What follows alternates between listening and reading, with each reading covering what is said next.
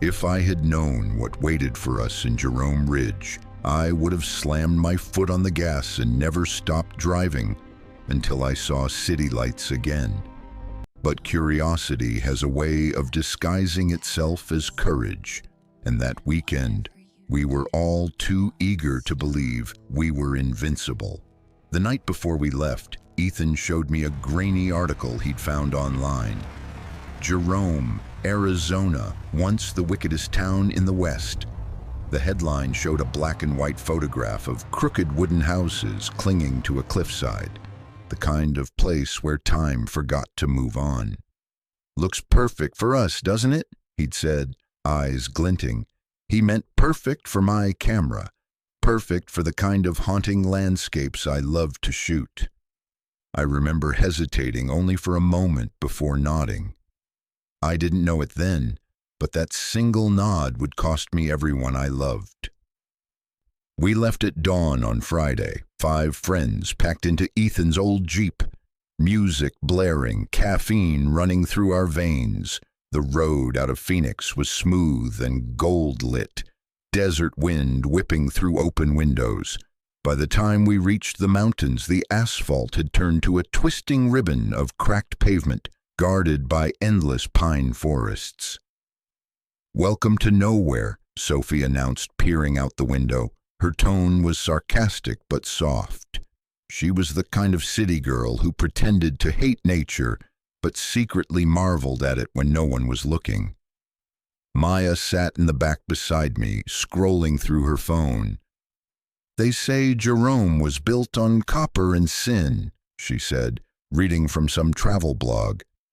"Miners used to vanish down there and never come back. People said the mountain ate them." Derek laughed uneasily from the front seat. "That's comforting." Ethan grinned, hands steady on the wheel. "Perfect for camping, then." I should have seen the warning in Maya's eyes when she met mine. She didn't believe in ghosts, not really, but she respected places that remembered pain. An hour later, the signal bars on our phones blinked out one by one. Civilization fell away behind us. The forest thickened, the light grew dimmer, and the air turned cold enough to mist our breath even though it was early afternoon. When the first sign for Jerome Ridge appeared, a weathered wooden plank nailed to a bent post, it looked less like a welcome and more like a dare. The road narrowed to a single lane hugging the mountain's edge. Sheer drops fell away to our right, and rusted mining tracks clung to the cliffs like scars. Far below, I caught flashes of abandoned buildings scattered in the valley, roofs caved in, walls stripped bare by wind. "Anyone else getting bad vibes?" Sophie asked, tucking a strand of hair behind her ear. "Bad vibes make the best stories," Ethan said. He didn't notice the tension in my shoulders or the way my hand gripped the camera in my lap. I told myself I was just excited for the shoot, but deep down I knew better. The air felt wrong, too still, like the mountain was holding its breath. We stopped at a diner in Clarkdale, the last town before the ridge. A neon sign buzzed weakly over the entrance. Inside, the smell of bacon and old coffee filled the air. The waitress, a woman in her 60s with kind eyes and weathered hands, looked up as we walked in. "You folks headed up to Jerome Ridge?" she asked. Ethan nodded proudly. "Weekend camping trip."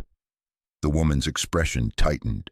"People don't camp there anymore. Whole ridge is unstable. Mines collapsed back in the 50s.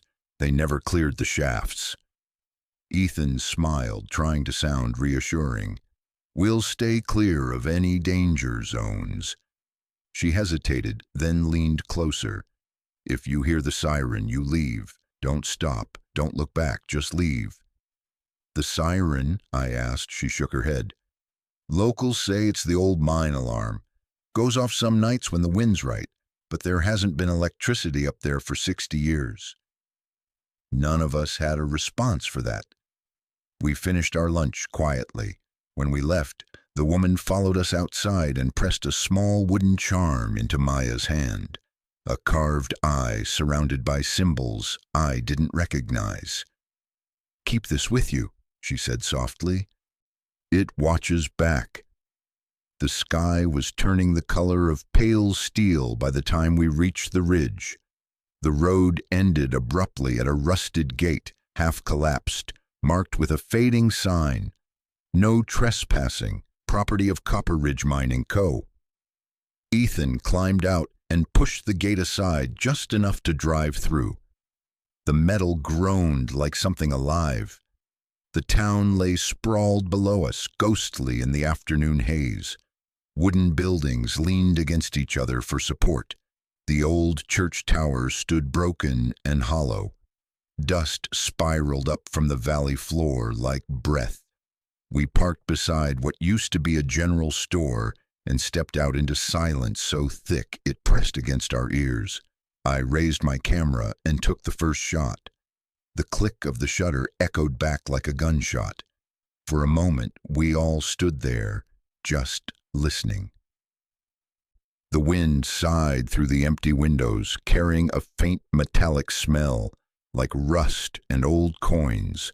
Somewhere deep in the mountains, a low hum vibrated through the air. Derek frowned. "You hear that?" Ethan shrugged. "Probably wind in the shafts." But it didn't sound like wind. It sounded rhythmic, mechanical, like something still working far underground. We set up camp near the carpenter's shack, the only building with enough roof left to offer shelter. Inside, the air was cool and heavy with dust. Faded tools hung from the walls, and the floor was littered with nails and splintered wood. "This place is straight out of a horror movie," Sophie muttered. Maya smiled faintly. "That's kind of the point."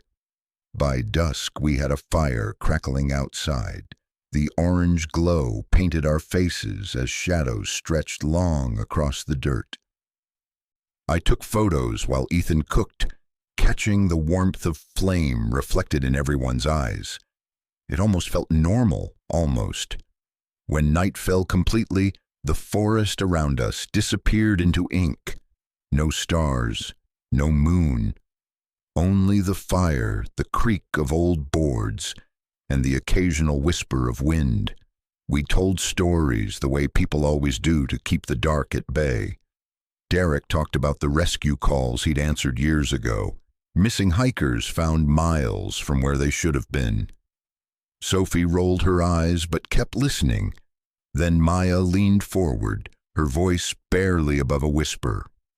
"There's a story about this place," she said. "They say the miners here didn't just dig for copper. They found something else, something they couldn't explain. After that, they started disappearing. Whole shifts went down and never came back." Ethan threw another log on the fire. "Ghost miners, huh?" She shook her head. "Not ghosts, something older." The flames cracked. Somewhere in the distance, metal clanged. We froze. It came again, a hollow echo, faint but distinct, like a pick striking stone. Ethan stood, flashlight beam slicing the dark. Probably an animal knocking something over. No one moved for a full minute. Then, slowly, conversation resumed, though the laughter had drained out of it. By midnight, we crawled into our tents. I lay awake, listening to the forest breathe. Beneath the wind, I swore I heard something else. Murmurs too low to make out. The shuffle of unseen feet in gravel. When I finally drifted to sleep, I dreamed of miners with hollow faces reaching toward the surface. I woke to silence. The fire had burned down to embers. My mouth was dry. Outside, the darkness looked thicker than before. Then, from somewhere beyond the camp, came a sound that froze me completely. A single drawn-out wail, metallic and deep. The siren. It rose through the valley like a living thing, echoing against the cliffs, trembling in my chest. Sophie screamed. Ethan stumbled from his tent, flashlight shaking in his hand. "What the hell is that?" Derek shouted. Maya clutched the wooden charm the waitress had given her, eyes wide with terror. "It's the warning! She said if we hear it, we have to leave." Before anyone could move, the siren stopped, cut off mid-note, leaving a silence so complete it hurt. Then, somewhere out in the dark, something screamed back. I'll never forget that sound. It wasn't human, it was an animal. It was like the mountain itself had found its voice, and it was angry. If you're still listening, don't make the mistake we did. Some towns should stay forgotten. And before we go deeper into what happened that night, make sure you hit subscribe and turn on notifications so this channel can keep bringing you the stories they don't tell on the news. You'll want to hear how this one ends. Morning came in a wash of pale light that didn't feel like dawn at all. The air was still and heavy, the way it gets right before a storm, even though the sky above was cloudless. I crawled out of the tent to find the others already awake, gathered around the ashes of the fire.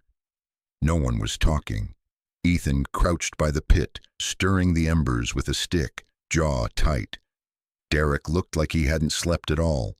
Dark circles bruised the skin beneath his eyes. Sophie sat apart, arms wrapped around her knees, staring at the forest like she expected it to move. Maya was clutching that charm again, rubbing her thumb over the carved symbols. "Did everyone hear it?" I asked finally. Ethan's head jerked up.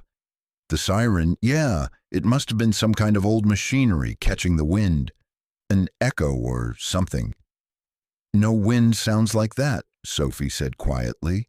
He sighed, trying for calm authority. "Whatever it was, it's over now. We'll do what we came here for. Explore a bit, take some photos, and we'll be gone by tomorrow." I didn't argue, but my stomach twisted. Even as we ate breakfast, instant oatmeal and lukewarm coffee, I couldn't shake the feeling that something had changed during the night. The town didn't look the same in daylight. What had seemed picturesque before now looked stripped bare, hollowed out. The old buildings leaned at odd angles, windows shattered, wood splintered and gray. Maya pointed toward a trail that wound up behind the carpenter's shack. That must lead to the mine entrance. Ethan's eyes lit up. "Perfect. Let's check it out before the light fades." Sophie groaned. Because heading into a collapsed mine after hearing a ghost siren is exactly how people win Darwin Awards. Ethan grinned at her. "Come on, we'll stick close together. Nothing's going to happen." He was the kind of man who needed danger to feel alive. That used to thrill me. Now it just scared me. We set out mid-morning. The trail climbed steeply through the pines, the air sharp with the scent of sap and rust. I carried my camera, snapping shots of the landscape, the way sunlight filtered through the branches, the faint shimmer of copper veins in the rocks. Beauty and menace always existed side by side here, and my lens captured both. After half an hour, the trees opened onto a clearing. In the middle stood a tall metal structure, the skeletal remains of a mining elevator. Its cables hung slack, swaying slightly though there was no wind. A rusted sign nearby read, "Copper Ridge Shaft 12. Closed." Derek ran a hand over the corroded gate. "This must go down at least a couple 100 feet." Ethan tested the metal. Still solid enough. Sophie stepped back. "You're not thinking of going in there?" "Just a quick look," he said. Maya frowned. "What if the siren last night was a warning?" Ethan shot her a teasing smile. "Or maybe it's just a story meant to keep people away. Come on, we'll be careful." He didn't wait for a response, just ducked under the gate and started down the narrow tunnel that branched off from the elevator's base. Derek followed, muttering curses under his breath. I hesitated. then switched on my flashlight and went after them. The beam cut through the darkness, revealing walls streaked with greenish minerals and old wooden supports ready to give way. The air inside was cold, stale, thick with the scent of metal and earth. Every sound echoed, the scrape of boots, the clink of loose stones, the occasional drop of water hitting the floor. "Not exactly OSHA approved," Sophie said behind me, her voice trembling despite the attempt at humor. About 50 feet in, we reached a point where the tunnel widened into a small chamber. A collapsed minecart lay on its side, wheels bent. Old tools, picks, helmets, and something that looked like a torn jacket were half buried in dust. Maya bent to pick up the jacket. It was stiff with age, almost fused to the ground. As she lifted it, a cloud of dust rose, revealing something underneath. Small, round stones arranged in a spiral pattern. "What's that?" I whispered. Ethan crouched to look closer. "Rocks, probably miners marking something." Maya shook her head. "No, look." She brushed away more dust. The stones weren't just placed randomly, they were embedded in something black and shiny. At the center of the spiral lay a piece of bone. Human by the look of it. Sophie stumbled back. "Okay, I'm done. This is some Blair Witch crap." Derek's flashlight flickered. "Let's head out." But Ethan lingered, fascinated. This could be an old memorial or some kind of ritual. Maya's voice was barely a whisper. "They said the miners made circles to keep something trapped." Ethan glanced up, eyebrows raised. "You mean ghost stories?" She didn't answer. Something cracked in the darkness beyond the chamber. A sound, like a footstep. We all froze. "Hello?" Ethan called. His voice bounced down the tunnel and came back warped, stretched. Then came another sound, soft, like fabric dragging against stone. It was close, too close. "Ethan, let's go," I said. My voice trembled despite me. He hesitated another second, then nodded. "Yeah, okay, we've seen enough." We made our way back toward daylight faster than before, our flashlight beams jittering over the tunnel walls. The air felt colder now, pressing against our skin. When we finally stepped back into the clearing, sunlight hit my face like a blessing. None of us spoke on the way down to camp. Every few minutes I turned around, half expecting to see someone following us, but there was no one, just our footprints in the dirt and the faint echo of that siren still ringing in my memory. By the time we reached the valley floor again, clouds had gathered over the mountains. The light turned flat and colorless. Ethan busied himself checking the Jeep, pretending everything was fine. Sophie and Derek stayed near the tents, whispering. Maya wandered off a few feet, sketching symbols in her notebook, replicas of the spiral we'd found. I sat by the fire pit, camera in hand, reviewing my photos. Most were ordinary shots, trees, broken buildings, the elevator. But in one frame, taken at the mine entrance, something didn't look right. Behind Ethan, where there should have been only darkness, there was a faint, pale shape, human-shaped. Leaning against the tunnel wall, I zoomed in until the pixels blurred, but the outline didn't disappear. "Ethan," I called, "come look at this." He walked over, wiping his hands on his jeans. When he saw the screen, his smile faltered. "Probably a trick of the light," he said too quickly. "Light from where? It's pitch black in there." He didn't answer. That night, as the wind howled through the hollow town, we kept the fire burning higher. None of us admitted it, but nobody wanted to sleep. The laughter from our first evening was gone, replaced by restless silence. Around midnight, Maya started humming softly, a tune I didn't recognize. It was slow and sad, like an old lullaby. "What's that?" Sophie asked. Maya blinked, as if waking from a trance. I don't know. It just came to me. Her voice faltered, eyes unfocused. For a heartbeat, I thought she looked like someone else entirely. Her face older, her gaze distant, lost in another time. A log shifted in the fire, sending sparks spiraling into the dark. In their glow, I thought I saw movement beyond the light's edge. Shadows bending, merging, almost forming figures. I blinked, and they were gone. "Did you see that?" I whispered. Derek shook his head.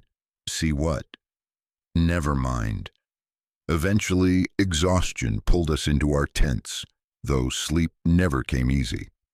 Every creak of wood, every sigh of wind made my heart jump. At some point in the early hours, I drifted off. When I woke, the world outside was gray and silent again. The fire was dead. The others were still asleep, or so I thought. I climbed out of my tent, stretching stiff limbs. That's when I saw it, right beside the campfire where we'd been sitting last night. Someone had drawn a spiral in the dirt. Not small like the one in the mine. This one was wide enough to stand inside. And at its center, pressed neatly into the soil, was the wooden charm the waitress had given Maya. But Maya wasn't there. Her tent flap hung open, the sleeping bag inside empty. Her boots were gone. For a few seconds, I just stood there, cold spreading through my chest. Then I called her name, once, twice. My voice echoed through the valley. No answer. Ethan stumbled out of his tent, rubbing his eyes.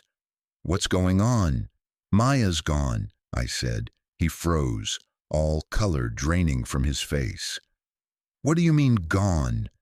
I didn't know how to answer, only that the spiral at our feet looked exactly like the one we'd found in the mine, and the mountain felt alive again, listening. At first, we thought she'd gone exploring on her own. Maya was impulsive that way, chasing curiosity before logic could catch up.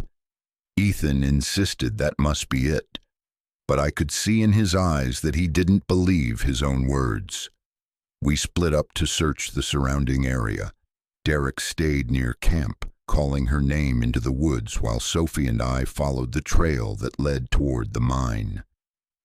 The forest was eerily still. No birds, no insects, only the crunch of our boots on dry needles and the occasional rustle of leaves high above us. "Maya!" Sophie shouted, her voice echoing across the ridge. "This isn't funny!" Nothing answered. When we reached the clearing with the mining elevator, I stopped short. The spiral we'd uncovered yesterday, the one made of stones and bone, was gone. The dust had been disturbed, the rocks scattered like something had clawed through them. Sophie swallowed hard. "You think she came back up here?"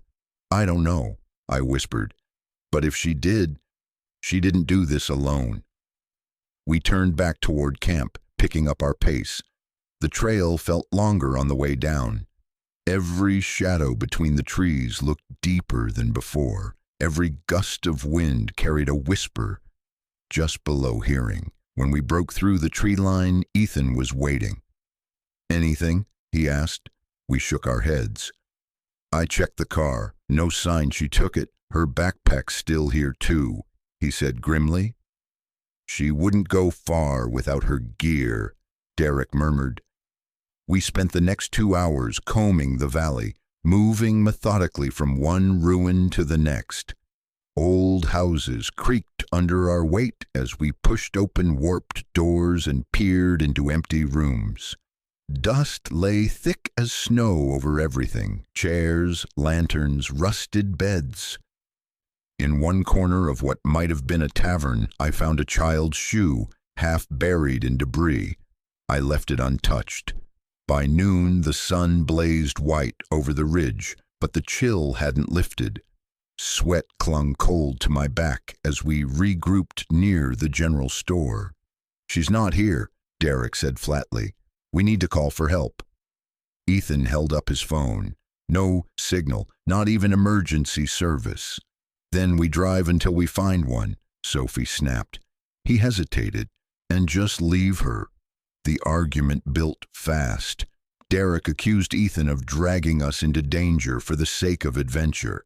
Sophie sided with Derek. I tried to keep peace, but my voice trembled with panic. Only Ethan stayed outwardly calm, but it was the brittle calm of someone barely holding together. Finally, he said, "We'll do one more sweep, split up into pairs, 2 hours. Then we meet back here and head to Clarkdale." No one liked the plan, but no one had a better one. Ethan went east along the ridge. Derek and Sophie took the lower trail. I headed toward the north end of the valley alone, camera slung over my shoulder, every instinct screaming this was a mistake. The farther I went, the older the ruins became. Buildings half swallowed by earth, walls bowed inward as though crushed by some immense pressure. A sign nailed to a leaning post caught my eye. Copper Ridge Memorial Cemetery. Most of the headstones had crumbled, their names erased by time, but one near the center was intact, a slab of slate inscribed with a spiral pattern carved deep into the surface. I crouched to study it, tracing the grooves with my fingertips. Beneath the spiral were words so faint I had to squint to read them. "Those who listen will join the chorus." A shiver ran down my spine. That's when I noticed something behind the graves. A doorway half hidden by tangled vines. It led into the side of the hill. I raised my flashlight, its beam catching on old bricks and a rusted metal frame. A ventilation tunnel, maybe, or a side entrance to the mines. Logic told me to turn back, but something else, a quiet pull I couldn't explain, made me step forward. The air changed the moment I crossed the threshold. Cold, still. My breath fogged in front of me, even though it was midday outside. I took 2 careful steps in, sweeping my light along the walls. Wooden beams shored up the tunnel, each carved with marks that looked like tally lines, hundreds of them. "Hello?" My voice came out small. The sound bounced back, fractured. I waited. No answer. Just as I started to turn back, I heard it, a faint, rhythmic tapping from deeper inside. 1, 2, 3. Pause. 1, 2, 3. I froze. "Maya?" The tapping stopped. Then something scraped against stone, slow, deliberate, like fingers dragging over rock. I bolted. My flashlight beam jittered wildly across the tunnel walls. As I ran, heart hammering, I burst out into daylight, gasping. Back at camp, everyone was waiting. Ethan saw my face and stood immediately. "What happened?" "There's another tunnel near the cemetery," I said, trying to catch my breath. "I heard something. It sounded like—" I stopped.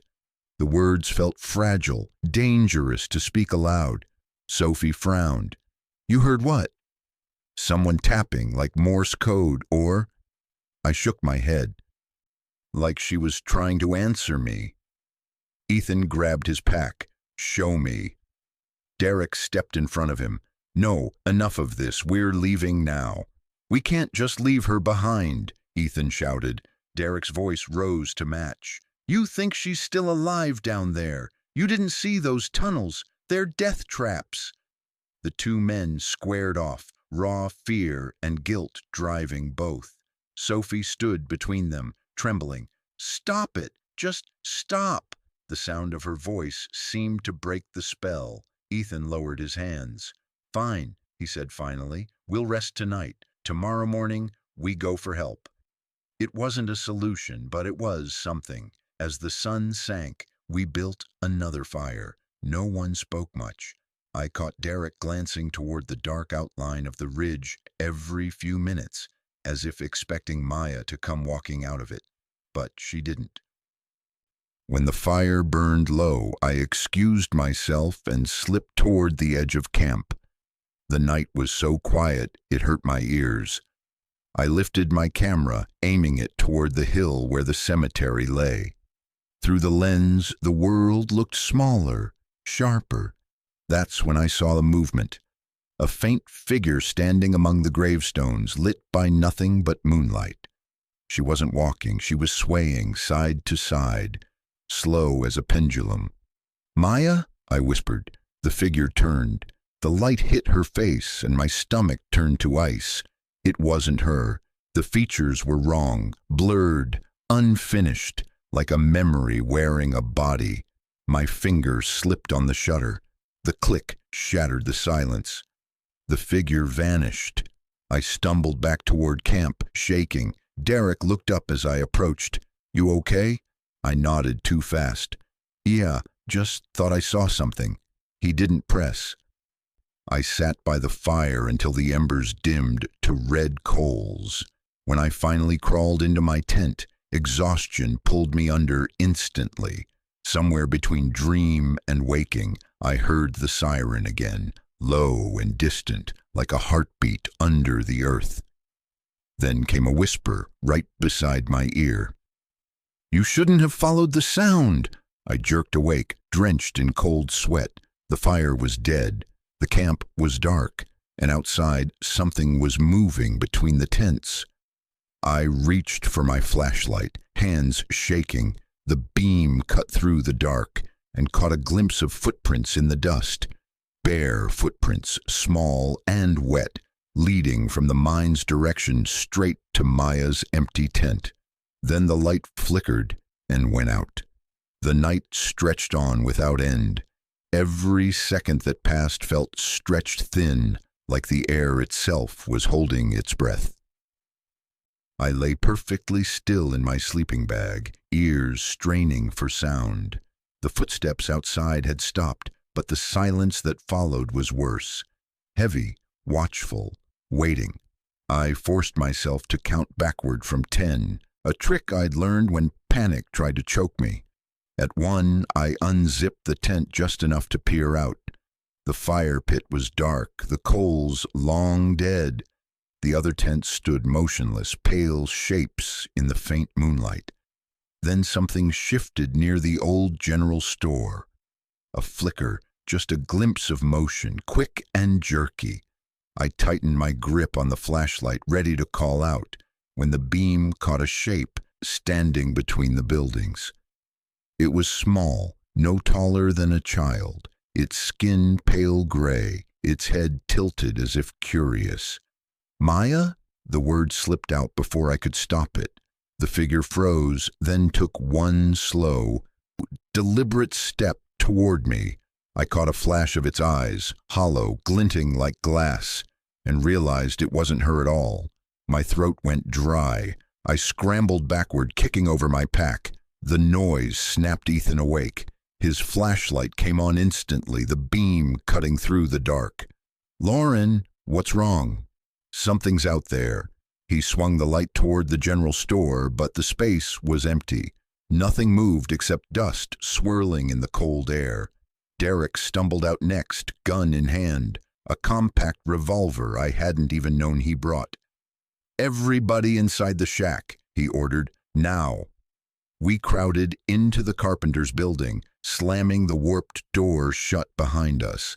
The single lantern Ethan lit cast more shadows than light. Sophie's hands shook as she tied the door handle with rope. "What was it?" she asked me, voice cracking. "I don't know. I thought I saw—" I stopped. Saying it out loud would make it too real. Derek positioned himself near the window, eyes scanning the dark. No one leaves until sunrise. The hours crawled by. We took turns keeping watch, the others drifting in and out of uneasy sleep. I sat by the window, my camera in my lap, unable to stop replaying the moment I'd seen that pale face. It hadn't felt random. It had felt intentional, as if whatever it was had been waiting for me to look. At some point, exhaustion won. My head dipped forward and the world went black. When I opened my eyes again, the lantern was out. The room was pitch dark, except for a faint blue glow coming from outside. I glanced around, disoriented. Ethan and Sophie were asleep. Derek was gone. "Derek?" I whispered. No answer. I rose quietly, pushing the door open just enough to slip outside. The blue light pulsed from the direction of the mine, faint but steady, washing the valley in an unnatural sheen. Each pulse seemed to make the ground hum beneath my feet. "Derek?" I called again. My voice came out small, swallowed by the night. I followed the light up the trail, heart hammering so loud, it felt like part of the mountain's rhythm. When I reached the clearing, the elevator tower loomed above me, glowing faintly where the metal caught the light. The entrance to the tunnel yawned, black and open. That's when I saw him. Derek stood at the mouth of the shaft, his back to me, perfectly still. "Derek!" I ran forward. What are you doing?" He didn't turn. As I got closer, I realized he was whispering something, words I couldn't make out, rhythmic, almost musical. The same pattern I'd heard in the tapping. 1, 2, 3. Pause. 1, 2, 3. I grabbed his shoulder. He turned slowly, eyes wide and unfocused, mouth moving in that strange cadence. His pupils reflected the same blue light, now flooding the tunnel. "Derek, snap out of it!" He blinked once, and then screamed. The sound was raw, animal. He staggered backward, clutching his head, and stumbled straight into the tunnel before I could stop him. The light flared blindingly bright, and then he was gone. "Derek!" Ethan's voice echoed down the trail behind me. He'd followed the sound of the scream. Sophie was right behind him, barefoot and shaking. "What happened?" Ethan demanded. "He went inside," I gasped. "Something's down there." Without hesitation, Ethan grabbed the flashlight from my belt and started toward the tunnel. Sophie caught his arm. "Are you insane? You can't go in there." "I'm not leaving him," he said. Before she could argue, he ducked inside, his light vanishing into the darkness. We waited outside, calling their names. The only answer was the wind rising through the pines. Minutes passed, 10, maybe 20. Then the blue glow flickered once and went out completely. Sophie's breathing quickened. "We have to go. Now we'll get help." She tugged my arm, but my body refused to move. I kept staring into that black hole in the mountain, waiting to see Ethan's light again. When it finally appeared, I almost cried with relief until I realized something was wrong. The beam was moving too slowly, jerking in strange patterns, not like someone walking, but like someone being dragged. "Ethan!" The light bobbed once, twice, then dropped to the ground. I thought I heard a faint metallic clang. Sophie screamed, grabbed my wrist, and pulled me down the trail. We ran blindly, branches whipping at our faces, rocks sliding underfoot. When we reached the camp, the horizon was just starting to pale with dawn. We collapsed by the fire pit, gasping for air. "He's dead," Sophie choked out. "They're all dead." I shook my head, refusing to believe it. "We don't know that." Her eyes were wild. "You saw that light, Lauren. You saw it." Before I could answer, a low rumble rolled through the valley. The ground trembled beneath us. From somewhere deep in the mountain came a sound like metal tearing, long and echoing, followed by a gust of wind so strong it snuffed out what little embers remained. Then, from every direction, the siren began again. It was louder this time, deeper, layered, almost human in its agony. The whole town seemed to vibrate with it. Sophie covered her ears and screamed. I fell to my knees, hands pressed to my temples. For a moment, I thought my skull would split from the noise.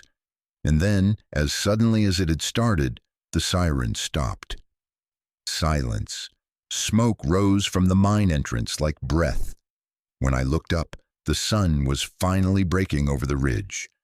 Its first light hit the valley, cutting through the haze.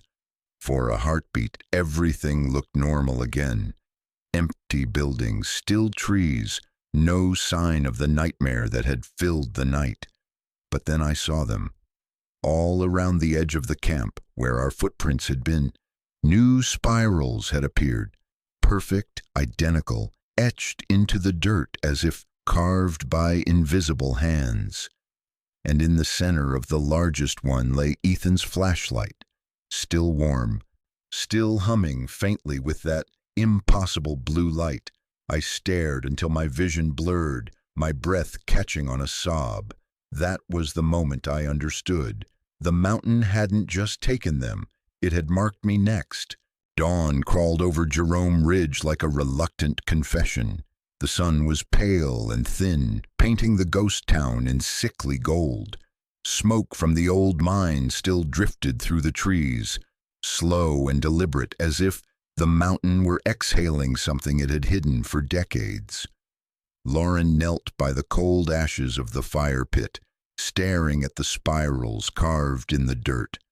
Her hands trembled as she reached toward one, half expecting it to pulse with heat. It didn't. The lines were shallow, perfect, too perfect to have been drawn by any of them during the night. Sophie stood a few feet away, arms wrapped around herself, eyes red from crying. The front of her sweatshirt was streaked with dirt and dried tears. "We're leaving," she said hoarsely. "Right now, Lauren. I don't care about Ethan or Derek or any of this cursed place. We have to get down that road before it traps us, too." Lauren didn't answer. She was staring at Ethan's flashlight still lying in the center of the spiral. The blue light had faded, but when she picked it up, it vibrated faintly in her palm, like a heartbeat still lingering inside metal. "Lauren!" Sophie's voice cracked. "Don't ignore me." "I'm not." She stood, brushing off her knees.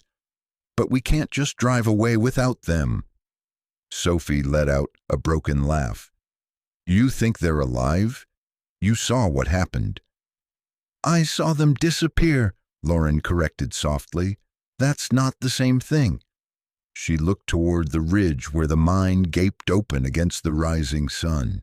A soft wind carried the faintest echo of movement, metal shifting, stone cracking somewhere deep below. The sound made her skin crawl. But beneath the fear was a pull she couldn't resist. Sophie grabbed her arm. "No, don't you dare!" Lauren turned to face her friend fully. "If it were you down there, would you want me to leave?" Sophie's jaw tightened. For a long moment neither woman spoke. Then Sophie released her grip. "You're insane," she whispered. "Probably," Lauren said, and walked toward the mine. Inside the shack, Sophie tore through their gear with shaking hands. Batteries, water, granola bars. Her mind whirled in frantic calculation. Survival first, then sanity later. She could pack the Jeep and be gone within 10 minutes.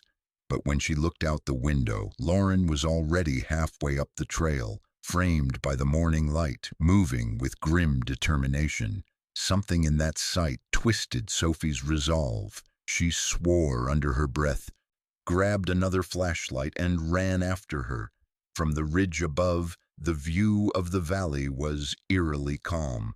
Lauren paused to catch her breath, sweat cold on her neck despite the chill. The mine entrance yawned ahead, shadowed and waiting. The air that drifted out was damp and metallic, heavy with the smell of earth and something else. Ozone, maybe, or decay. Sophie caught up, panting. "If we die down there, I'm haunting you forever." Lauren almost smiled. "Fair." She flicked on the flashlight. "Stay close." They stepped inside. The tunnel swallowed them whole.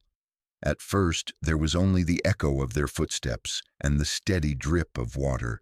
The deeper they went, the more the world narrowed. Light, sound, even time seemed to compress around them. The wooden supports groaned overhead like the bones of some sleeping beast. About 50 yards in, they found Derek's revolver lying in the dirt, half buried in dust.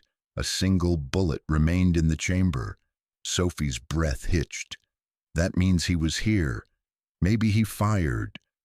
Or maybe he didn't get the chance, Lauren said quietly. They pressed on. The tunnel curved downward, twisting through layers of rock until the daylight behind them was gone. Every few minutes, Lauren snapped a photo, the flash briefly illuminating rough walls etched with those same spiral patterns carved deep and old, long before the miners ever came. "Look at this," Sophie murmured. She traced her fingers along one of the spirals. It was inlaid with something metallic, copper veins that shimmered faintly when the light hit them. "They're everywhere," Lauren swallowed hard. Maybe it wasn't just a mine. Maybe it was a cage. Before Sophie could reply, a noise echoed from ahead, a dull thud, followed by a faint scraping. They froze. "Ethan!" Lauren called. Her voice bounced through the tunnels, fractured and distant. Another thud. Then silence. They moved slowly toward the sound, the passage narrowing until they had to duck. The flashlight beam wavered over the floor and stopped. A trail of boot prints led deeper into the dark, pressed sharply into the dust. At the end of the line lay Derek's backpack, torn open, its contents scattered. Rope, a med kit, a small notebook. Lauren picked it up. The first few pages were smeared with dirt and blood, but words were still visible, jagged and hurried. "We found a lower passage." Ethan swore he saw light moving. "Something is breathing down here. Not wind, not machines. It whispers, 'Don't follow.'" The rest of the page was torn. Sophie's hand trembled as she read over her shoulder. "Please tell me we're not still going deeper." Lauren closed the notebook. "We don't have a choice. If they're alive, that's where they are." She raised the flashlight and stepped forward. The tunnel sloped down again, colder now, walls slick with condensation. Their breath misted in front of them. Somewhere below, water dripped in a slow, steady rhythm. And then, faint but unmistakable, came a voice. "Lauren!" They both froze. The sound was soft, close, Ethan's voice echoing from the dark ahead. "Did you hear that?" Sophie whispered. Lauren's chest tightened. "Ethan, it's me!" The voice came again, louder this time. "Lauren, help me!" Without waiting, she started running. The tunnel curved sharply, opening into a chamber lit by a single, flickering lantern. Its weak light glowed blue-white against the walls, but the room was empty. The lantern hung from a nail, swaying slightly as if recently disturbed. On the ground beneath it lay another spiral, this one carved into solid stone. In its center was Ethan's jacket, folded neatly, a copper coin placed on top. Sophie's voice was barely a whisper. "What does that mean?"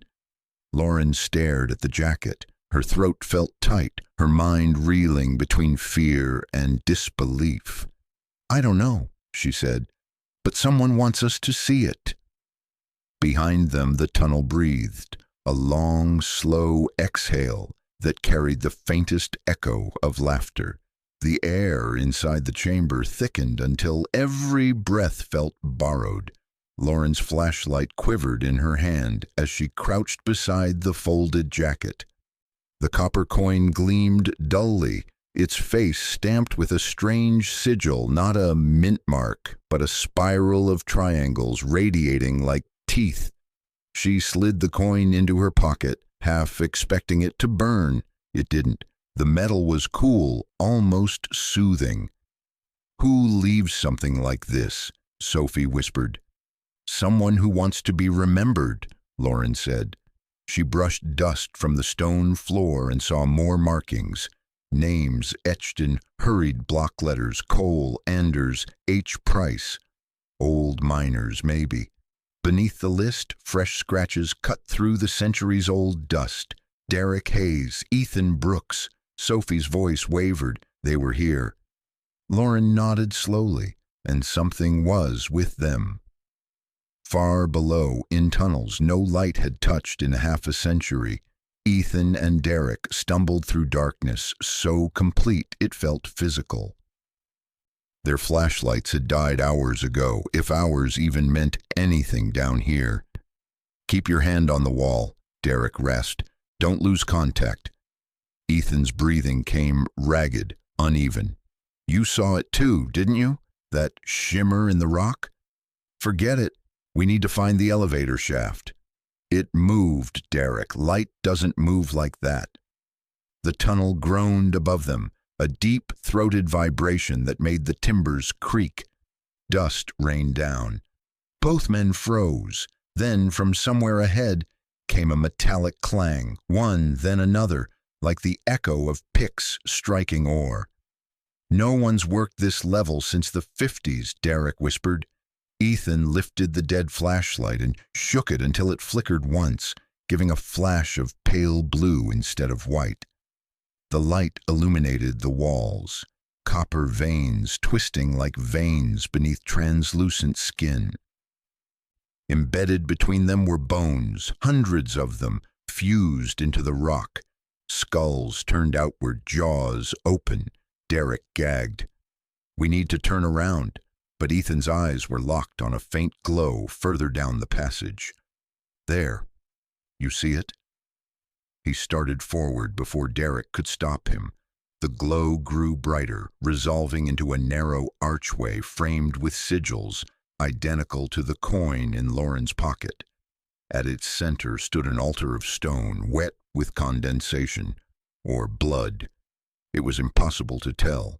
Resting on top was a small mechanical box, brass gears half exposed, wires trailing like veins. The box pulsed in time with that same low hum that seemed to fill the entire mountain. Ethan reached out. "This must be what's powering the siren." "Don't touch," Derek began. Ethan's fingers brushed metal. The hum spiked into a shriek that slammed through both men like a shockwave. The light burst outward, swallowing the tunnel in blue. When Derek's vision cleared, the box was silent again, and Ethan was gone. Up above, Lauren and Sophie jerked as a sudden vibration rippled through the ground. The lantern's flame guttered sideways, then steadied. "What was that?" Sophie whispered. "Maybe a cave-in," Lauren said, though she knew it wasn't. The sound had come like a heartbeat from the mountain's core. She swept the flashlight across the chamber once more and noticed a side tunnel she'd missed, a narrow crawl space half hidden behind a fallen beam. On the floor lay a cracked leather book, its cover warped by moisture. She picked it up carefully, the spine breaking in her hands. Inside were faded pages filled with cramped handwriting. July 3rd, 1918. "We struck something that bleeds light, not copper. The men won't go back down. Foreman says seal shaft 12, but it's too late. The light won't die. It hums to us when we sleep." Lauren turned the page, dust puffing into her face. July 9th. "They built circles from the bones. Said it keeps the hollow ones inside. God help us if the siren stops." The rest of the pages were water-stained and illegible. Sophie backed away, shaking her head. "No, I'm not reading another word of that." Lauren closed the journal gently. This is what the miners were hiding. Whatever they found, it never left. Another tremor rolled through the earth. Dust showered from the ceiling. The lantern flickered wildly, throwing shadows that seemed to move on their own. "We're leaving," Sophie said, "now." But Lauren's gaze had fixed on the crawl space. That's where the sound came from. Derek and Ethan might be beyond that wall. Sophie grabbed her arm. "And if they are, they're gone." For a moment, neither moved. Then Lauren pushed the beam aside and dropped to her knees. The gap was barely wide enough for her shoulders. Cold air breathed out, smelling of stone and old metal. "Lauren, please." Sophie's voice cracked. "I'll only look," Lauren said, lying through her teeth. "Just hold the light." She crawled forward, the tunnel pressing around her, damp earth brushing her face. Each movement scraped rock against her jacket. The air grew colder, vibrating faintly, like a far-off engine turning. After 20 feet, the passage widened abruptly, and she slid out into a vast underground cavern. She froze. The ceiling arched high above, lost in darkness. Rows of wooden scaffolds crisscrossed the space like the ribs of a shipwreck, and in the middle stood a single figure. Ethan. He turned slowly. His face was pale, eyes unfocused, pupils drowned in blue light. His mouth moved, but the voice that came out wasn't his. It was layered, dozens of tones whispering through him at once. "You followed the sound. Now the mountain remembers your name." Lauren stumbled back, horror locking her breath. Ethan took a step forward, the light spilling from his skin like liquid fire. She turned and crawled back the way she'd come, scraping knees and elbows raw. Behind her, the whispering grew louder, the voices overlapping in a chorus that filled the narrow tunnel. When she burst into the chamber, Sophie dropped the lantern and screamed. Lauren collapsed beside her, gasping, clothes torn and streaked with dust. "What did you see?" Sophie demanded. Lauren couldn't speak for several seconds. When she finally did, her voice was almost gone. "Ethan, but it's not him anymore." Deep underground, Derek stumbled through the dark, calling Ethan's name until his throat bled. Somewhere behind him, faint music played, the same rhythm the tapping had followed. 1, 2, 3. Pause. 1, 2, 3. He pressed himself against the rock, trembling. "Stop," he whispered. "Please stop." The music obeyed. Then a voice, gentle and wrong, murmured beside his ear. "We never stopped digging, Derek. We just ran out of ground." Lauren and Sophie bolted from the chamber, the journal clutched to her chest. The tunnels shuddered, dust falling like rain. They ran until a collapse blocked their path. Forcing them to double back through a side passage neither remembered entering. By the time they emerged into daylight, the sky had turned slate gray.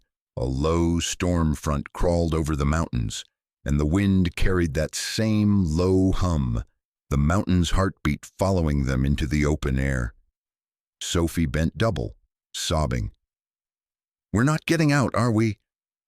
Lauren looked back at the ridge. "We will," she said, though the conviction in her voice sounded foreign. "We just have to find where it all started." She opened the journal again, scanning the last legible line. "The chapel holds the key. Keep the siren alive." Her hands tightened around the book. "The church," she whispered. "There's an old one in town. That's where they tried to contain it." Behind them, thunder cracked. No, not thunder. A siren rising again from the heart of the ridge, calling them back. The rain started just after noon, soft at first, then steady enough to blur the edges of the valley. The ghost town shimmered under the gray sky, roofs glistening, puddles forming between the old boards. For the first time since they'd arrived, the place looked almost alive again. Lauren and Sophie trudged through the mud, following the winding main street back towards the center of town. The journal's final words repeated in Lauren's mind. "The chapel holds the key." If the miners had built their own church, maybe they had left answers there, or at least a way to stop whatever had begun beneath the mountain. The building wasn't hard to find. Its bell tower still stood, leaning like a sentinel at the far end of town. Stained glass windows, half broken, filtered the cloudy light into scattered colors. As they stepped inside, the air changed, cooler, calmer. Their footsteps echoed off the wood. "This doesn't feel like the rest of the town," Sophie murmured. Lauren nodded. "It's peaceful." Dust covered everything, the pews, the altar, the floorboards warped by time. On the back wall hung a painted mural. The colors had faded, but the scene was clear. Miners kneeling around a glowing circle, light spilling upward like sunrise. In one corner, a single figure stood apart, holding a lantern aloft. The painter had given that figure no face, only the shape of a human watching the light. Lauren traced the outlines with her eyes. "Maybe this is how they contained it," she said softly. "Light against the dark." Sophie turned toward the small side door near the altar. "Let's see if the key means something literal." The door creaked open to reveal a narrow staircase descending beneath the floor. Lanterns lined the walls, long extinguished. The scent of cedar and dust drifted up. Lauren felt her pulse quicken, not from fear this time, but from the promise of discovery. At the base of the stairs lay a storage room filled with old crates and hymnals. In the corner, a heavy iron cabinet stood chained shut. Sophie found a rusted crowbar among the tools and pried the latch until it gave. Inside were stacks of ledgers, photographs, and neatly folded blueprints. Lauren flipped through the top ledger. The entries were dated 1918. July 10th, project halted by order of the foreman. The light chamber sealed. Warning siren rewired to surface station. Should the signal fail, the mountain will reclaim itself. Bah! Another line, scrawled hastily in red ink, caught her breath.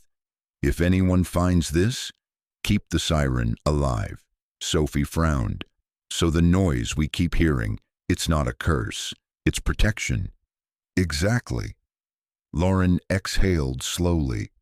Maybe that's why things got worse when it stopped. The system's failing. They searched the shelves until Lauren found a map rolled inside a tube. It showed a network of tunnels running beneath the town, each labeled with numbers. At the center was a circle marked Siren Core.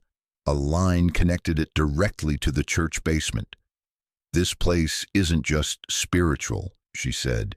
"It's mechanical. The chapel sits right above the power system." Sophie shook her head, half smiling despite everything. Only in this town would salvation and engineering share the same room. Lauren allowed herself a small laugh. It felt foreign after days of tension. "Come on, let's find the control room. Maybe we can restore the siren." Far below, Derek stirred. His head throbbed, but the silence was a relief. He found himself lying near the collapsed archway, where Ethan had vanished. The faint blue sheen on the walls had faded to dull gray. He stood carefully, brushing dust from his clothes, and called out. Only the echo answered. Yet something had changed. The air wasn't hostile anymore, just vast and empty. Using a piece of pipe as a crutch, he limped toward a narrow shaft that sloped upward.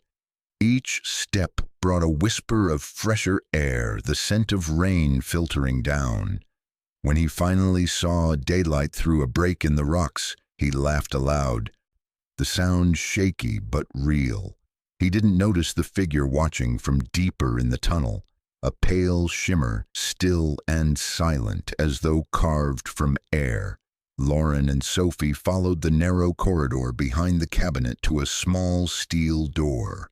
Wires ran along the walls, leading into a box the size of a suitcase. A single lever protruded from its side, rusted but intact. "This must be it," Lauren said, "the manual control." Sophie crouched beside the mechanism. "It's all corroded. If we pull this, it might short out completely." Lauren looked up toward the ceiling where thunder rumbled above. Or it might save us. She placed her hand on the lever and pulled. For a moment, nothing happened. Then a deep hum rolled through the ground. Lights, real electric lights, flickered to life along the corridor. Somewhere outside, the familiar wail of the siren rose again, steady and strong. Sophie pressed her hands over her ears, laughing through tears. "You did it!" Lauren's chest filled with relief that bordered on joy. The mountain vibrated, not in anger now, but like something settling back into place. The walls stopped creaking. The hum steadied into a low, calming drone. Outside, the storm began to break.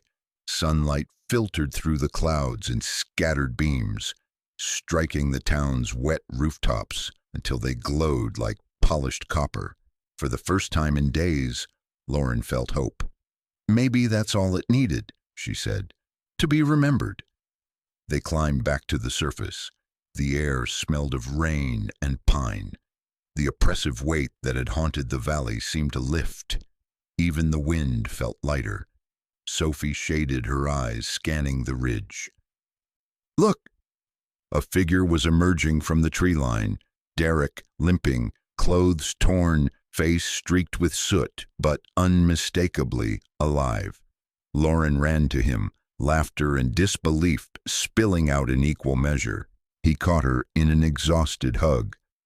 "You're safe," she whispered. "Mostly," he said with a weak grin. "Where's Ethan?" Lauren's smile faltered. "I don't know, but we're closer to the truth than before."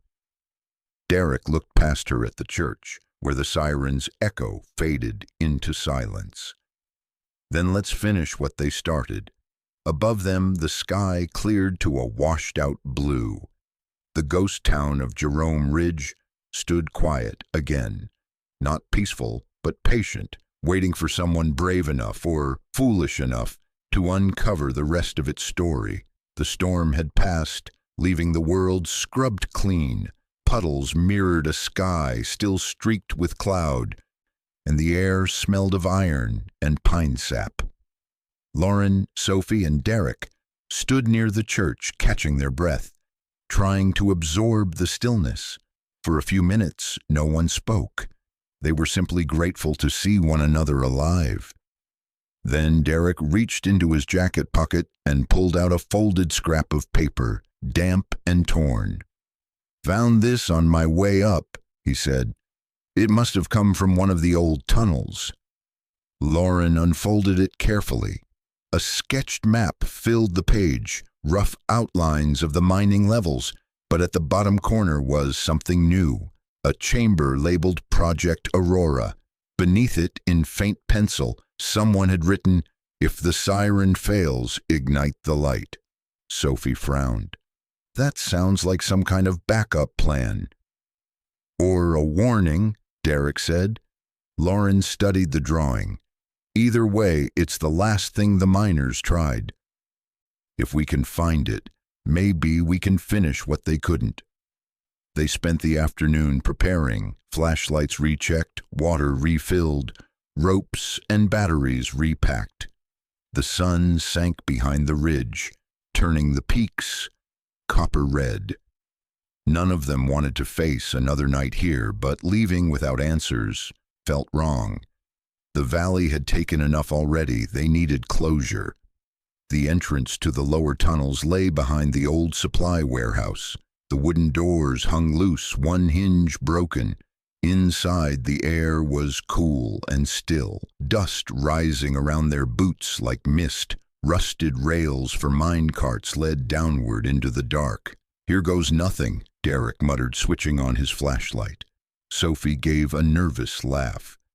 "You always know how to inspire confidence." "Hey, I survived a cave-in. That counts for something." Lauren smiled faintly at their banter. It felt good. Normal, human. Fear still lingered, but so did hope. They followed the tracks into a long, sloping corridor. The walls here were smoother, reinforced with metal plates.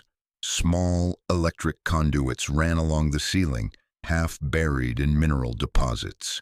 The deeper they went, the more modern the structure appeared, as if someone had tried to rebuild it long after the town's abandonment. "This part wasn't built in 1918, Derek observed. "Look at the wiring." "Maybe a later survey crew?" Sophie suggested. Lauren shook her head. "No. The journal said the company sealed the shaft. Whatever's down here, it was never logged." They turned a corner and entered a wide chamber lined with machinery. Rows of dormant generators sat against one wall, their dials rusted but intact. A thick cable ran from the farthest unit into a tunnel that descended even deeper. Lauren brushed away dust from a metal placard bolted to the main console. The words were barely readable. "Copper Ridge Light Project, Test Site Aurora." Sophie's eyes widened. They were experimenting with power generation. "Looks that way," Derek said. "If they were using the mineral veins as conductors, it could explain the glowing rock." "Which means," Lauren added, "that the so-called curse might just be energy trapped underground." The revelation steadied them. The mystery wasn't supernatural, it was human. Dangerous, yes, but understandable. They searched the control panels until Sophie found a small switch labeled Manual Override, Main Light Source. She ran her fingers over the corroded lever. "You think it still works?" Derek shrugged. "Only one way to find out." Lauren hesitated. "Before we touch anything, look around. If this chamber was sealed, there might be notes or instructions." She began opening drawers and metal boxes stacked in a corner. Inside were old photographs, miners standing beside glowing crystals, engineers posing proudly in front of the same machinery they now stood among. On the back of one photo, someone had written, "When darkness falls, remember, the light was always ours to keep." Lauren felt a lump rise in her throat. They weren't just mining, they believed they'd discovered something extraordinary. Sophie's voice softened. "Maybe they did, and it destroyed them." Thunder rumbled distantly outside, rolling through the rock. The sound reminded Lauren of the siren's low hum. She looked at the map again, tracing the path from this chamber to a final room marked with a star. "That must be the light core," she said. "Project Aurora's heart." They followed the cable through a narrow tunnel that opened into a circular space, carved directly from the mountain. In the center stood a glass cylinder nearly 10 feet high, filled with dull, crystalline shards. Faded copper wiring coiled around it like vines. The entire device sat dormant, silent. "It's beautiful," Sophie whispered. "And probably volatile," Derek added under his breath. Lauren walked around the cylinder, shining her light on the walls. More spirals, hundreds of them, had been engraved into the rock, but these were precise, geometric, not frantic.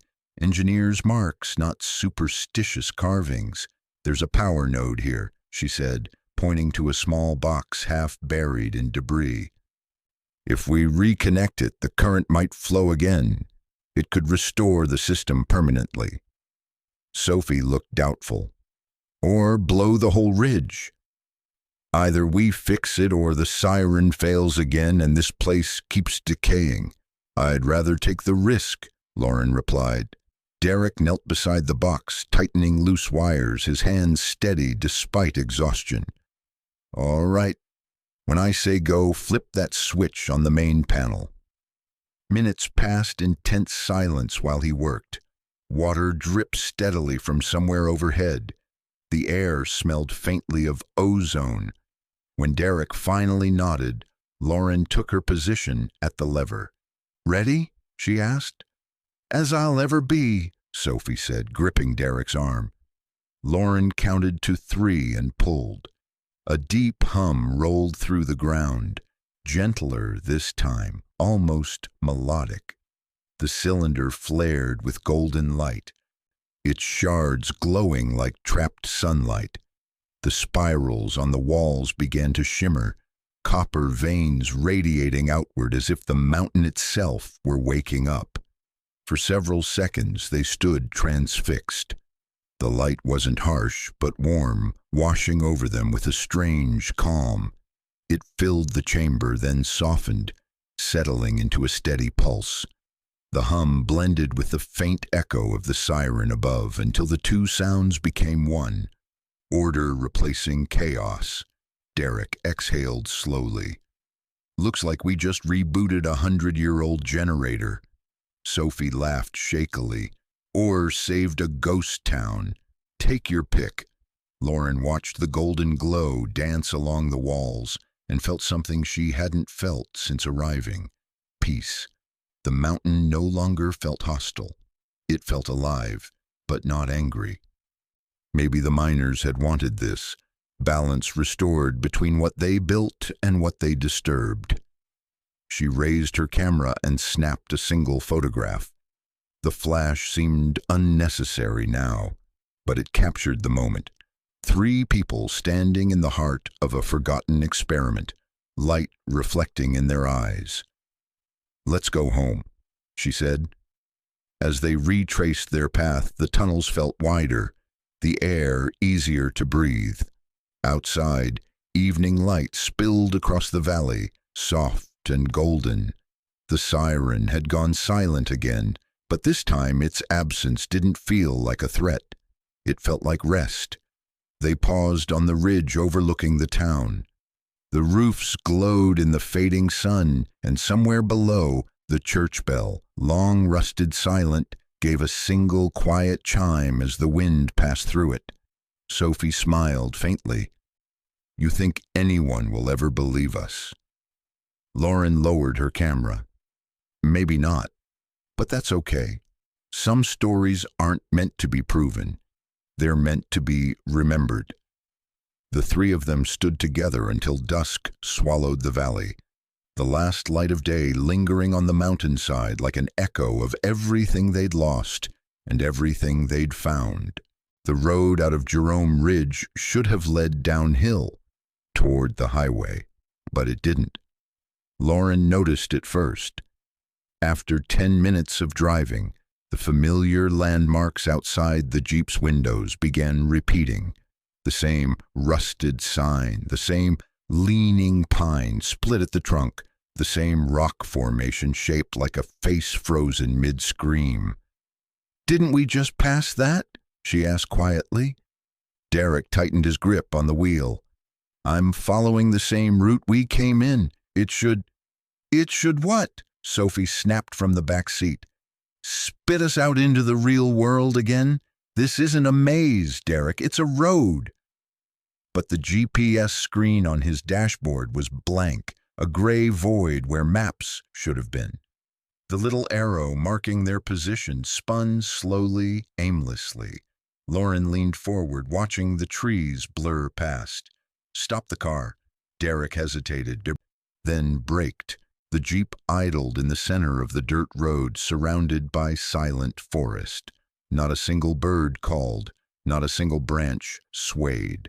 Sophie exhaled shakily. "We fixed the siren. We did everything right." Lauren's eyes stayed on the road ahead. "Maybe we didn't fix it. Maybe we changed it." They turned back. After a few hundred yards, the trees opened onto the valley, and there it was again. The ghost town of Jerome Ridge, exactly where they'd left it. The same crooked steeple, the same shattered storefronts, as though they had never left. Derek parked near the old general store and cut the engine. "I don't understand. I drove straight." Lauren's voice was distant. "The miners said the siren kept the mountain alive. Maybe the mountain doesn't want us leaving." Sophie laughed, brittle and scared. "You're saying the mountain decides who goes?" Lauren didn't answer. She was staring past the town, towards the ridgeline. A faint shimmer hung in the air like heat distortion, but the temperature was dropping fast. "We'll try again tomorrow," Derek said firmly. "Get some rest. Eat. Think." None of them slept much. The wind picked up around midnight, whistling through the empty buildings like a chorus of sighs. Lauren lay awake, watching the firelight dance on the canvas of her tent.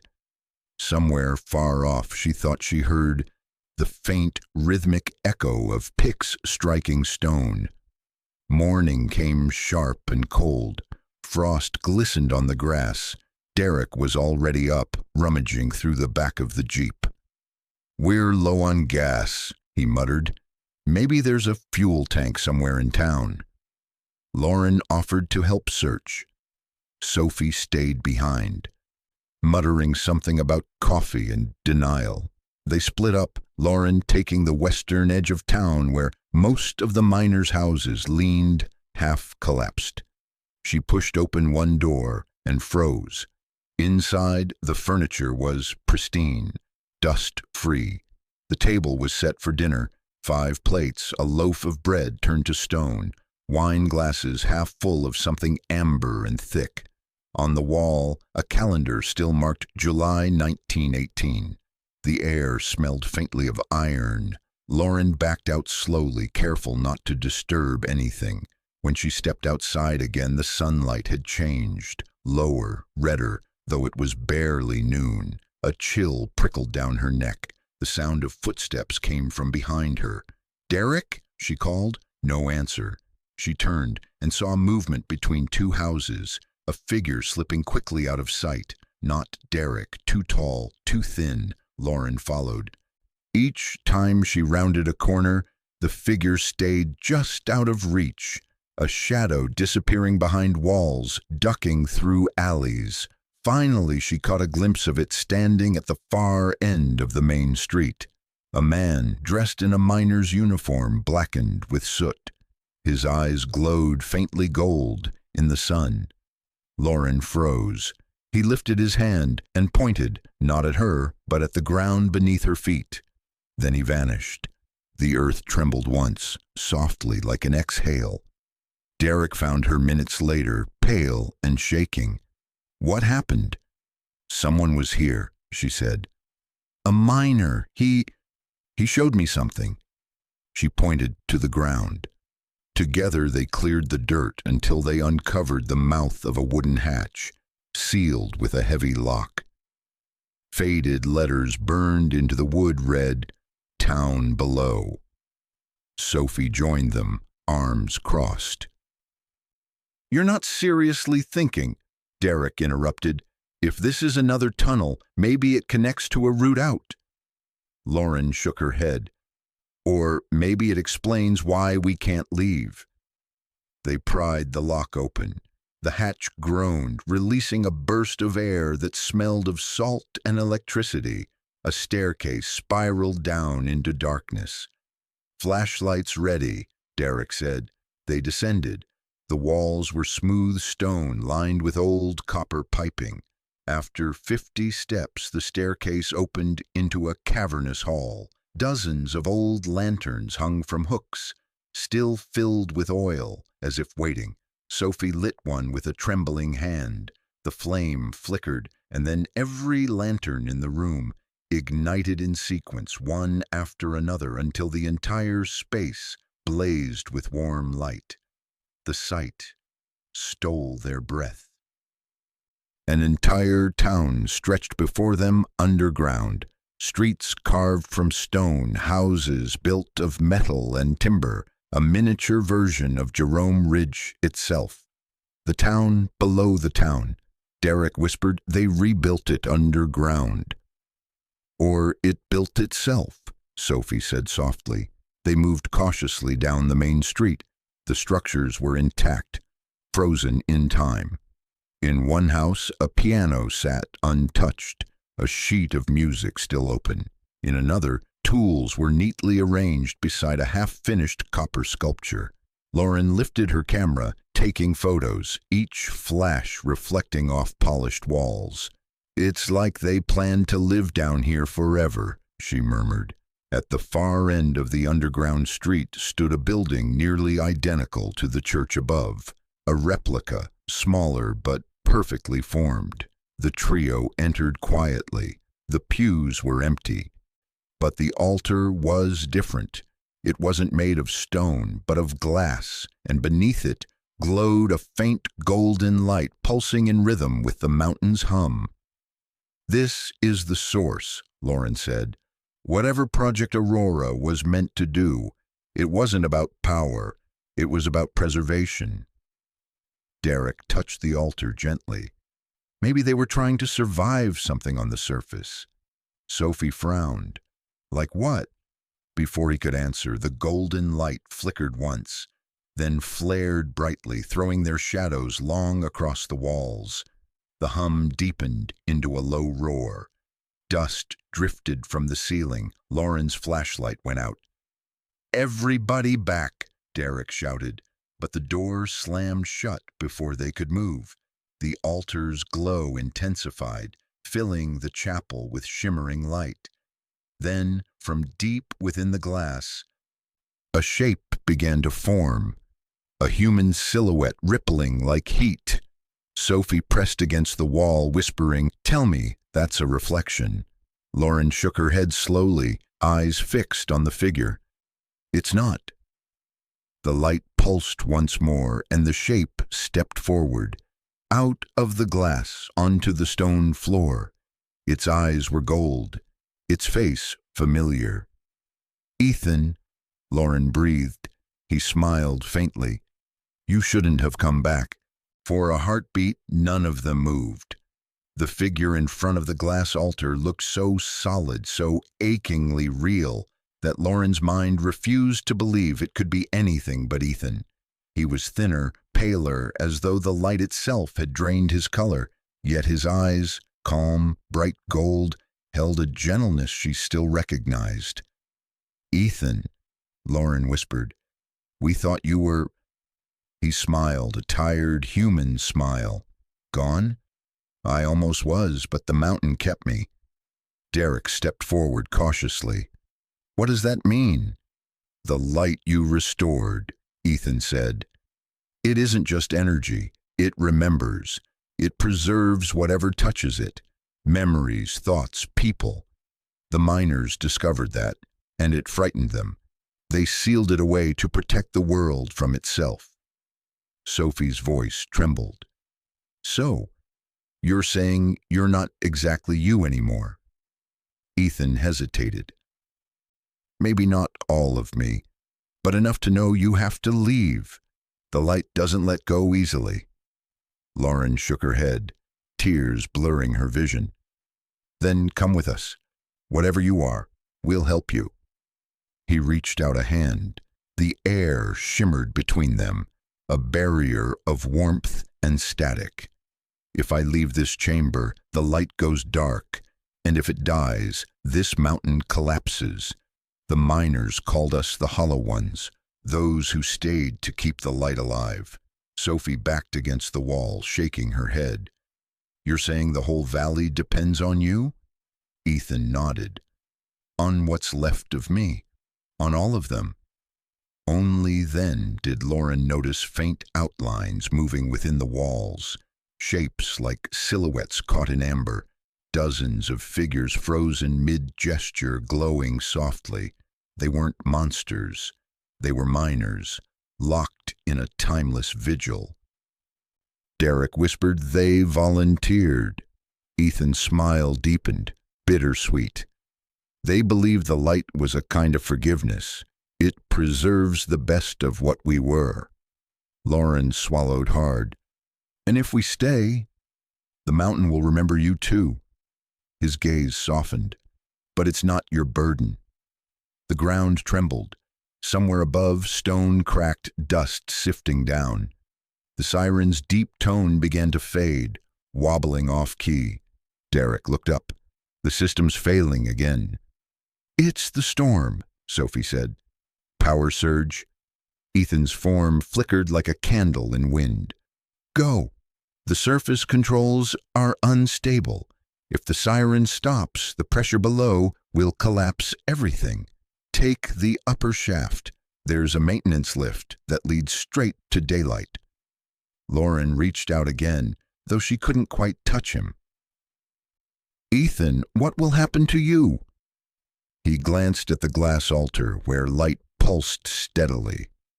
I'll stay. That's what the hollow ones do. Her voice broke. I don't want to forget you. You won't, he said gently. That's how the light works. The three of them ran. The tunnel shook, pebbles clattering from the ceiling, the glow behind them flaring brighter. They followed Ethan's directions, through narrow shafts and up steep ladders, guided by a faint hum that seemed to pull them toward safety. At one point, Sophie stumbled. Derek caught her arm and half carried her. You okay? Just tired, she gasped. I'm fine. Keep moving. They reached a maintenance platform, its old motor dead silent. Derek found a crank wheel and began turning it manually, muscles straining. The lift groaned upward, chains screeching as they rose. Light from the surface spilled down in growing bands. Lauren looked back through the open shaft. The golden glow below was fading, but it wasn't fading in defeat. It pulsed once, twice, like a heartbeat, then steadied. He did it, she whispered. When the platform broke through to the upper chamber, fresh air rushed in, cool, pine-scented, sharp with rain. They climbed out onto the ridge as the clouds parted. Below them the valley gleamed under the afternoon sun. Jerome Ridge looked almost beautiful now, quiet, peaceful, a memory restored. Sophie leaned against the rocks, laughing through tears. We're alive. Derek sank beside her, exhausted. Barely. Lauren stood a little apart, facing the mountainside. She pulled out her camera and raised it. The ridge shimmered faintly in her lens. Golden threads of light winding through the trees like veins of sunlight. She pressed the shutter. The click echoed softly. By dusk they reached the jeep. The road, once looping endlessly, now stretched clear and open down the hill. Derek started the engine. It caught on the first try. As they drove, Lauren looked back through the rear window one last time. Far behind them, a single beam of golden light rose briefly from the valley floor, then faded into the clouds, like a farewell wave from beneath the earth. Sophie noticed. You think he's still there? Lauren smiled faintly. I think he always will be. They drove until the ghost town was only a blur in the mirrors.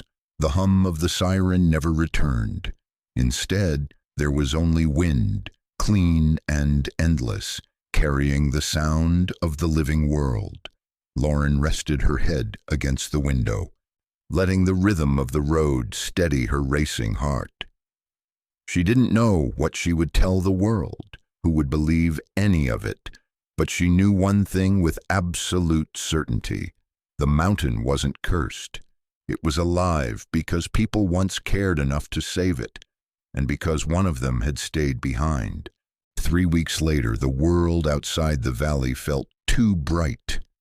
Lauren stood on the hospital balcony, sunlight catching on the IV taped to her arm. Below, cars moved along the streets of Sedona, tourists laughing, cameras flashing, the living world continuing as if nothing had happened. She had spent the last 21 days relearning what silence really sounded like. Not the kind that suffocated underground, but the kind that let air move through trees and left space for a heartbeat. The doctors said she was lucky. Dehydration, mild concussion, shock. That was all. Sophie had a broken wrist. Derek cracked 2 ribs. None of them remembered exactly how they'd gotten out. 1 minute they'd been on the ridge.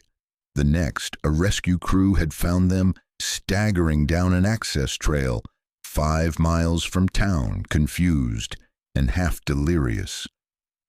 When the police questioned them, Lauren tried to explain. The light, the siren, Ethan. But the words fell apart before they reached her mouth. The officers nodded sympathetically and made notes about trauma-induced hallucinations. No one mentioned the miners. No one mentioned the town. And yet, 2 days after she was discharged, an official statement appeared online. Restricted access Copper Ridge mining site to remain closed pending safety assessment. No details, no follow-up, just silence. Back home in Flagstaff, Lauren filled her walls with photographs. The last image on her camera, the one she'd taken as they left the ridge, was perfect and impossible. A faint beam of golden light threading through the clouds. No one else could see it, not even Sophie or Derek, though she swore it was right there, alive in the pixels. When she printed the photo, something strange happened. Under certain light, the background shimmered faintly, and in the far left corner, so faint she could have imagined it, stood a figure. A man, his hand raised as if in farewell. Lauren smiled sadly. "Goodbye, Ethan." Weeks passed. She and Sophie talked often. Sophie was healing fast, back at work, determined to rebuild normal life. Derek had gone quiet, working long hours up north, keeping busy. They didn't discuss the mountain much anymore. Whenever Lauren brought it up, Sophie would fall silent, then gently change the subject. But at night, sometimes, Lauren would dream of the valley, not as it had been, but reborn. In her dreams, grass covered the ruins, sunlight filtered through clean air, and laughter echoed faintly from somewhere unseen. It wasn't frightening. It felt like home. One afternoon, a letter arrived. No return address. Inside was a single object, a copper coin, tarnished but warm to the touch. The same spiral symbol gleamed faintly at its center. No note, no explanation, just the coin. Lauren held it between her fingers, heart pounding. For a moment she swore she heard something beneath the quiet hum of her apartment. Not a siren, not a voice, but the low, rhythmic sound of picks against stone. 1, 2, 3. Pause. 1, 2, 3. She turned the coin over. Etched faintly along the rim were 3 words. "We remember you." A week later she returned to Jerome Ridge. The road that had once looped endlessly now wound smoothly up the mountain. The old warning signs had been replaced with bright new ones. Danger, geological instability, entry prohibited, but the air felt still, calm. No hum beneath her feet. The valley was quiet. Lauren parked near the overlook and stepped out. The town below lay in ruins again, half swallowed by mist, but sunlight poured through the clouds in golden ribbons that painted the rooftops. She took out her camera and raised it. Through the lens, the town looked different, not abandoned, alive. Shadows moved faintly between the buildings, not dark, but luminous like echoes of light walking familiar streets. And standing near the old church was Ethan, clear as the day she'd last seen him. He smiled, not a ghost's smile, a real one. Lauren lowered the camera, blinked, and he was gone. The valley was just a valley again. Birds sang, the wind stirred the grass. She exhaled, letting the air fill her lungs. "You did it," she whispered. "You kept it alive." The wind carried the faintest reply, maybe only her imagination. "Thank you." By evening she was back in her car, heading down the mountain. As twilight fell, she looked once more in the rearview mirror. Behind her, the last beam of sunlight caught the ridge, turning the rocks the color of copper fire. For a heartbeat, the reflection in her mirror shifted. The back seat wasn't empty. A figure sat there, calm, smiling, golden light flickering in his eyes. Lauren didn't startle. She only whispered, "I know." When she looked again, the seat was empty. Months later, her photographs of Jerome Ridge went on display in a small Sedona gallery. The exhibit was titled "The Light Beneath." Critics praised the haunting glow that seemed to emanate from every image, though none could explain how she had captured it without artificial lighting. At the opening reception, a stranger approached her, an elderly woman with silver hair and a miner's pendant around her neck. "My grandfather worked those mines," the woman said. "He always told us they found something wonderful up there, something that remembered them." Lauren smiled softly. He was right. The woman's eyes glistened. "Then you saw it too?" "Yes," Lauren said, "and it saw us." That night, after everyone left the gallery, Lauren walked among the photographs alone. The air was quiet, the lights dim. In the largest print, the one showing the ridge bathed in gold, she thought she saw a faint shimmer, as if the light inside the frame had moved. She didn't look away. "Good night, Ethan," she murmured. Outside, a breeze passed through the open door. The gallery lights flickered once, twice, then steadied, and somewhere deep beneath the Arizona mountains, the valley's ancient hum answered softly. A lullaby instead of a warning. Not the sound of fear anymore, the sound of memory. Sometimes survival doesn't mean escaping what happened. It means carrying the memory of those who couldn't. Lauren walked away from Jerome Ridge, but a part of her will always live beneath that mountain, where light and silence remember the people who refused to disappear. Maybe Ethan was real. Maybe he was just what the mountain wanted her to remember. Either way, the valley still glows when the sun goes down.